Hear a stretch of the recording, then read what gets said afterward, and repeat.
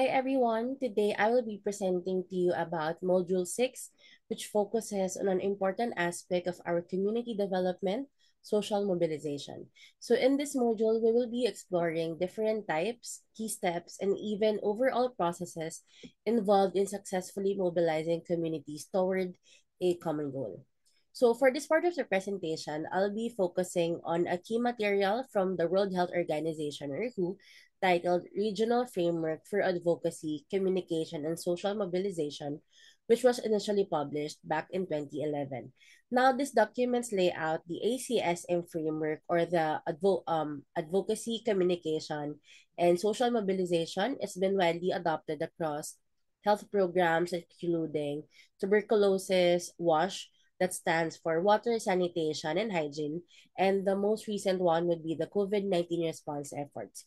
So what's really interesting is how ACSM connects people, governments, and institutions to work toward a common goal, and whether that's promoting behavioral change, increasing awareness, or even driving community action. So for today's discussion, we'll be focusing more into the two main parts of the framework. First, section 1 is where we'll unpack the foundational concepts of ACSM, what each element means, how they differ, and how they complement with one another. Then we'll then move to steps 5 and 6 from section 2, which deal with monitoring and evaluation and documentation and sharing lessons learned, both of which are crucial in making sure our efforts are effective and sustainable over time. So to keep our discussion a bit relevant and up to date, I've also pulled in a few more recent resources like WHO's 2022 ACSM updates for COVID-19 and even the UNICEF 2023 Community Engagement Guide.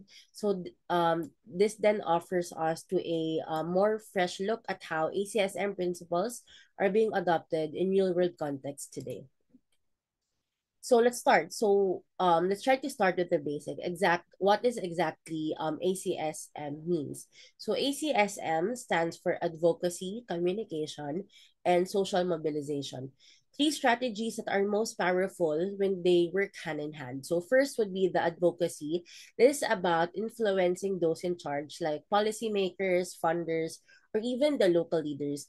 These supports certain programs and even causes. So this could mean pushing for better health budgets or maybe getting a law passed to protect a community. Next here would be the communication, which helps spread information and guide behavior. This can come in many forms, let's say posters, social media campaigns, school visits, or even radio dramas. It's all about making sure that people are way more informed and like motivated to act. Then we have social mobilization, which brings people together from barangay health workers to youth groups, even the faith based organizations, even volunteers to take part in solving a shared problem. Now, what's great about this framework is how it helps communities take ownership, like the WHO emphasizes back in 2011, and it really came to life during the COVID-19 pandemic. So, for example, in many areas, vaccine drives only worked well when local leaders and communities work closely together, from organizing to educating people to actually getting people have their vaccination.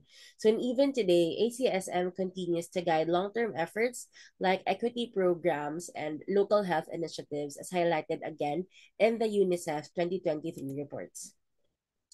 So why does social mobilization really matter, especially today? Well, for one, it helps us build ownership. Instead of people just receiving services or being told what to do, they actually became part of the process. So when we involve local leaders, youth groups, health volunteers, or even the street performers, or maybe the drama groups, we're making the message feel closer to home. It's not just like a campaign anymore. It becomes part of everyday life. So think about what happened during the pandemic. Well, official always do updates. Were very important. They didn't always reach people fast enough in the right way. Like in many places, misinformation still spread out quicker than facts. But in communities where mobilizers are already active, people listened more. Like, why, right? Because they trusted those familiar faces. Trust isn't built from press conference. It's built from our barangay halls, the church community, the stores, or maybe the community centers that we have within the vicinity. UNICEF 2023 report really highlights this. So when communities lead their own programs, those efforts are more likely to stick. They're not just following instructions. We are shaping the work and carrying it forward even after the project ends. That's the power of social mobilization. It gives people a voice, a role, and that's what makes long-term challenge possible. So let's go now to section one of WHO framework, which is focusing on how ACSM works in real world practice. One of the key messages here is that the social mobilization is a shared process. It's not just about the government giving out information or like maybe the NGOs running isolated programs. It's really more about everyone working together with the community right at the center. When efforts are fragmented, it can do more harm than good.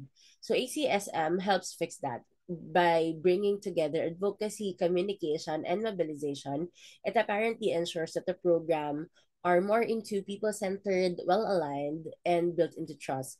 It's not just about ticking the boxes for coordination. It's about real coordination on the ground.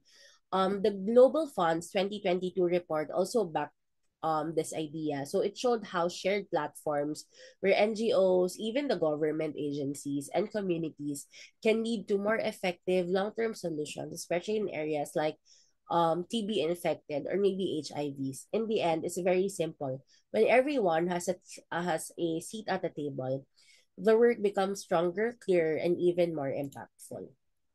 So now let's go to section two, specifically step five, monitoring, evaluation, and or what we call M&E. So this step is sometimes most likely overlooked, but it's actually one of the most important parts of any ASM effort. M&E helps us answer basic crucial questions like is that what we're doing actually working?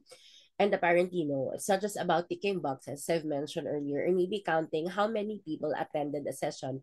It goes much deeper than this. Some key parts of M&E include baseline for assessment to know where we're starting from, setting clear indicators to track progress, collecting feedback from community, not just about status, and using all information to refine and improve our strategies as we go. The WHO as well remind us that M&E here or monitoring and evaluation shouldn't be treated as an afterthought.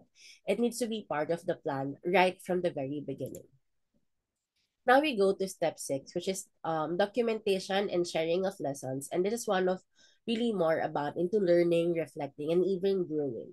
So social mobilization isn't a one size fits all thing. Sometimes things go really well and sometimes not so much. That is totally fine. Like what matters is that we learn from every experience. This step is about capturing those lessons, not just the wins, but also the challenges, the missteps, and everything in between, whether it's writing a report, putting together a case study, recording testimonials, or maybe even doing a quick recap on social media, especially. Every bit helps the bigger picture. So it also allows us to do good practices to grow. For example, if one barangay figures out a creative way to boost out vaccine turnout, then they can document that. It could inspire other communities, maybe even shape national strategies. But if no one shares it, not most of the learnings are lost. So WHO or World Health Organization and the International Rescue Committee or IRC both emphasize the idea that when we share openly programs, they get better. So it creates a culture of learning where success is celebrated but reflection is just a value. So again, at the end of the day, this step reminds us that improvement comes from being open, not being perfect.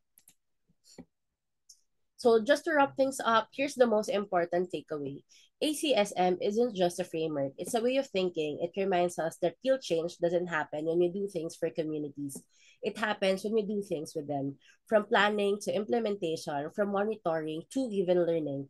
People need to be involved every step of the way. That's what turns out a temporary project into a lasting movement. Whether we're dealing with public health, education, or even climate change, the challenges here are very complex, and solution won't come from top to bottom instructions alone. They come from listening, co-creating, and showing up with trust and consistency.